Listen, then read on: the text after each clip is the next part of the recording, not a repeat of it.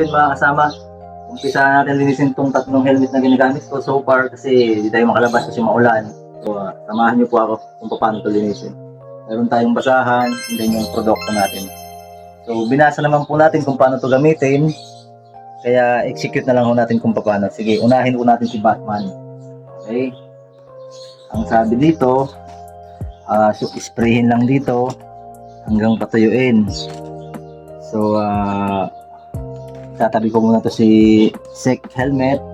Shake natin to para mawala yung amoy ni Batman, amoy pawis.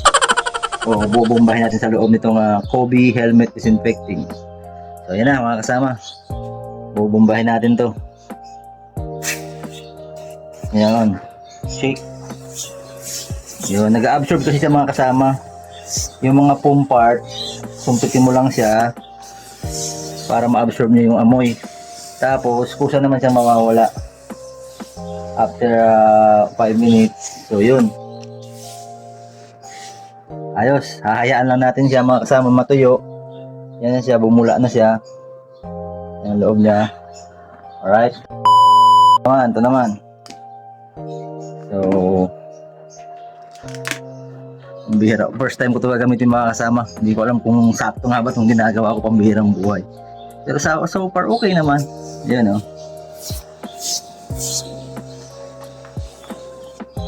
Shake.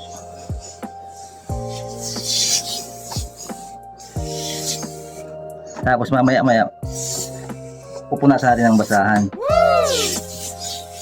Ayun mga kasama, oh.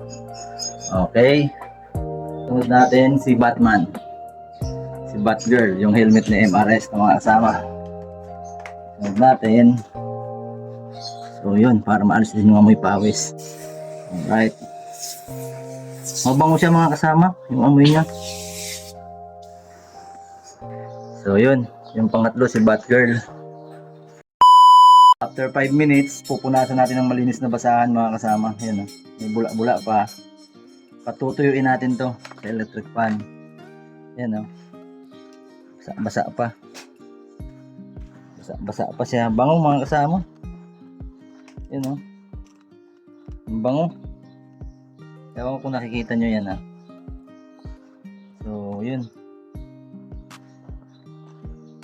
mabango. Mabango na naman si helmet natin. And then yun, bango mga kasama. Sulit ang bango. So next, ito na si Sec. Meron pa, may bula-bula pa siya sa loob. Pupunasan na rin natin.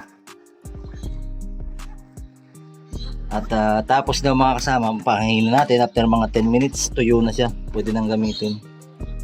Na-absorb niya na yung na-disinfect na niya yung mga dapat disinfect. Ayun, ayos, basic lang.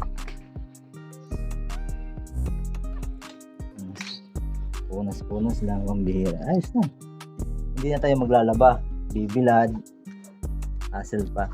Meron naman palang ganitong Kobe. Ayos, Idol Jay. Nasubukan na rin natin yung produkto mo, yung item mo, yung Kobe. Ayos na, mabango. Tatlong helmet na MRS. May bula pa rin siya mga kasama. Ayan, punasan na rin natin.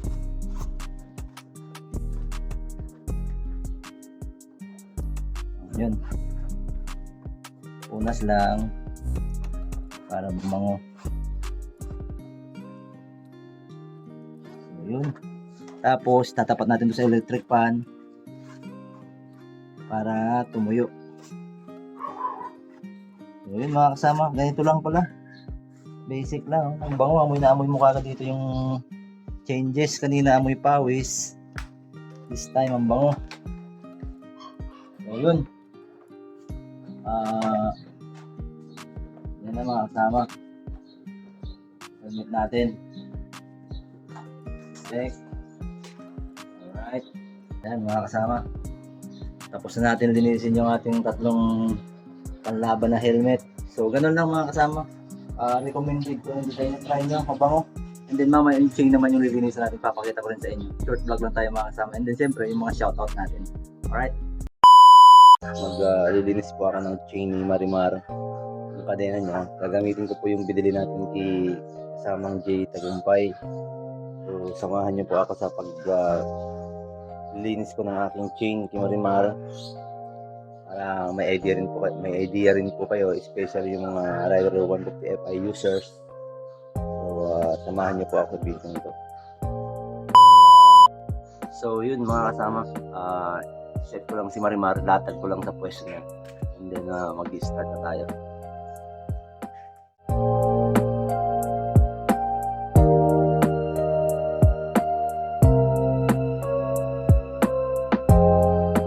Gawin natin mga kasama, kakalasin muna natin to.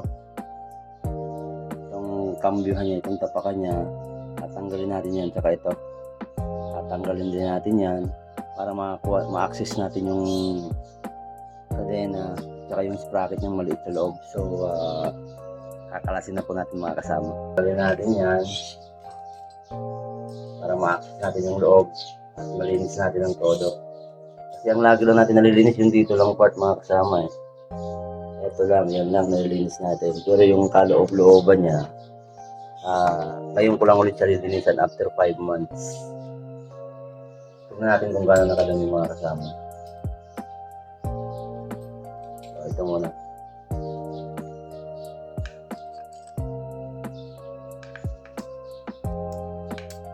Ay, lock po dito mga kasama. So, ay, lock siya dito ng isa maliit.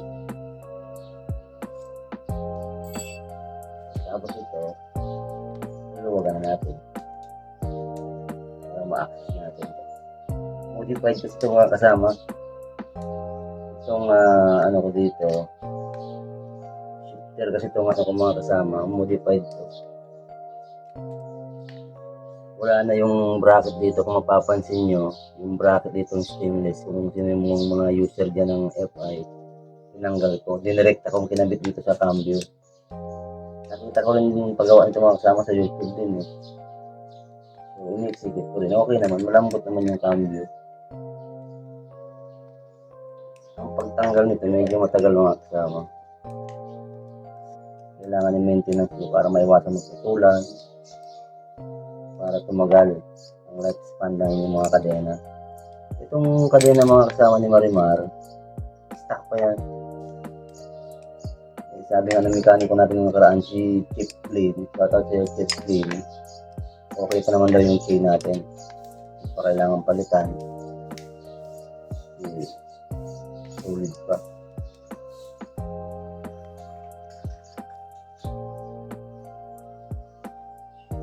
Tanggal na siya mga kasama. So, natanggal ko na siya. So, linisin natin to. Ayan. Tatanggalin muna natin dito. Itong takip na to, ito naman ang tatanggalin natin. Yung bolts yan, tatanggalin natin yan. Para ma-access natin yung loob.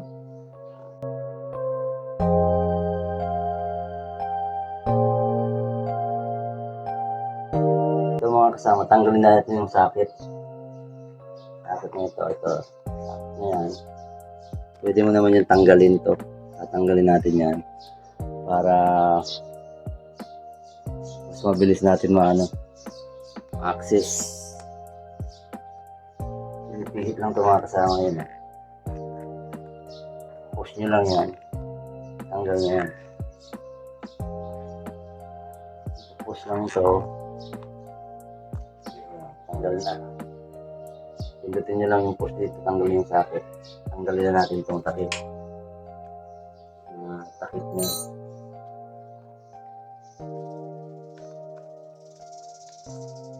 Ayan. Ito. Lilinisin din natin ito mga kasama kasi madumi na rin, kung mapapansin nyo.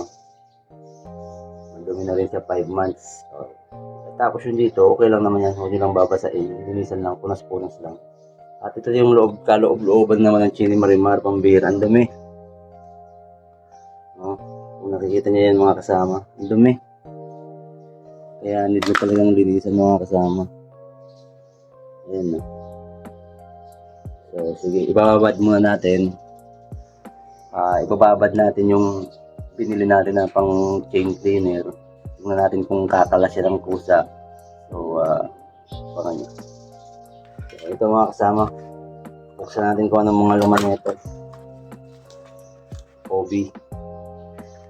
So, may basahan siya. May basahan. May brass. Ito. May brass, pang brass sa kadena natin. Tapos, ayun. Ito yung cleaning natin. I-sprayan natin ito. Pagkatapos naman, itong pang maintenance natin. Chain lube. Ito yung panghuli. Parang ano to, super lubrication. Para maganda yung ano ng kadena play. So yun. Itong dalawang to ang gagamitin natin. Subukan natin mga kasama. Kobe, baka naman. Tamang game. So yun mga kasama. Sprayan na natin. Dito lang kasi yung madumi sa sprocket ko kasi yung dun sa kabila mga kasama, yung sa malaki, malinis siya eh. Napakalinis niya. Yan oh. Ito kasi sa loob, hindi ko ma-access kaya siya yung dumi. Kaya dito muna ako mag-focus.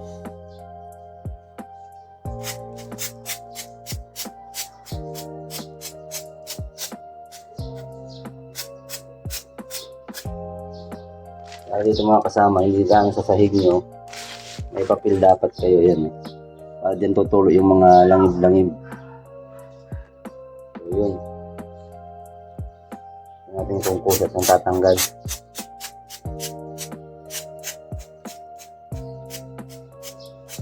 Yun eh. Kusat siyang tumatanggal mga kasama yun eh. Tulo talaga siya. Mga buhangin lang naman to eh. Mga buhangin. Yun mga kasama. Kung makikita nyo, ang kapal na. Ano? Buhangin.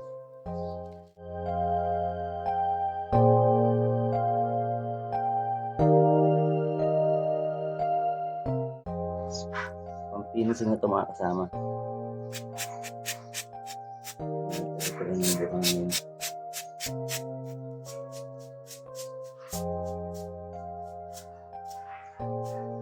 Babad muna natin ng mga 10 to 15 minutes tapos nasa na natin. Ito na yung brush niya mga kasama. Gamitin na natin. Para siyang ano, para siyang steel wool eh.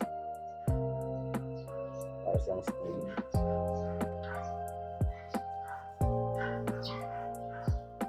Ito kaya ng punas na to. Kaya ng punas. Iba pala si Kobe, mga kasama, pambihira. Kaya pala recommend ni Idol J. Mga kasama, yung finalize na natin, tatakpan ko na itong ano, chain natin. You know, finalization.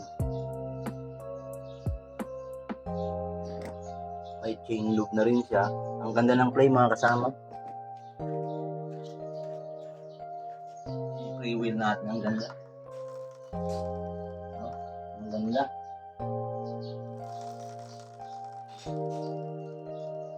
Baliktad. Ganda. So yun. Tatakpan na po natin siya. Ito, nalinis na rin natin yung takip. Okay na rin. Malinis na rin siya. So, kabit na ulit natin. Ayos mga kasama. Maraming salamat sa panonood. At sana may natutunan kayo dito. Update ko kayo mamaya sa mga kaganapan, sa mga pa-shoutout natin. Alright? Kasama, okay na ulit si Baribar. Naibalik ko na. Ayan na yung setup niya mga kasama. Linis na.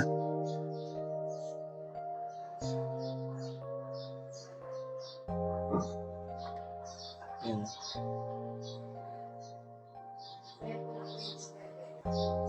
RK.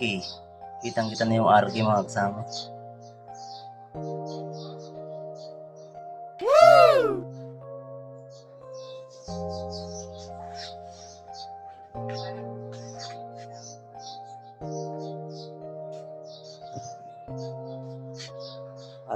ito yung salarin mga kasama. Yan.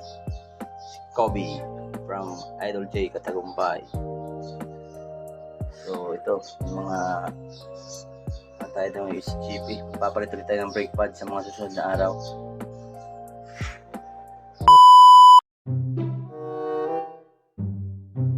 Energy is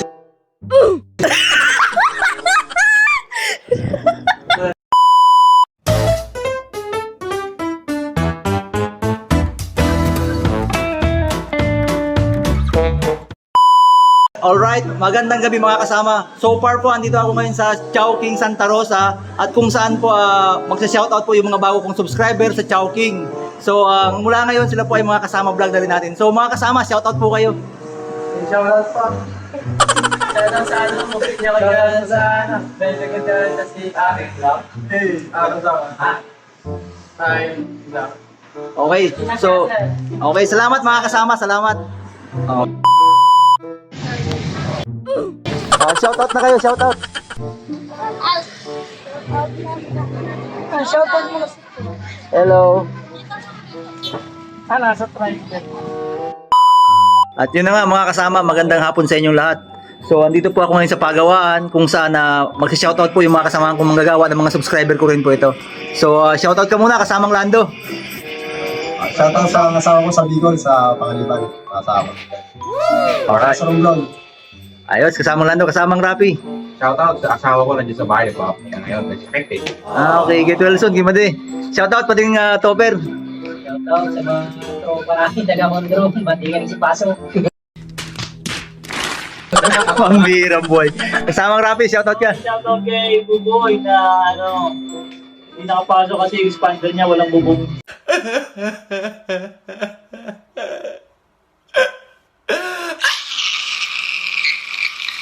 Yun lang. Alright, salamat mga kasama. At yun na nga mga kasama. Dito ko na lang tatapusin yung video na to. Yung paglinis ng ating chain and then yung paglinis ng ating helmet. So, shout out sa lahat ng mga manggagawa sa Pagawaan, sa lahat ng subscriber, kapamilya, kaibigan, kakilala, sa lahat ng mga bagong subscriber po. Shout out po sa inyo mga kasama. At sana'y nasa mabuti kayong kalagayan and to God be the glory.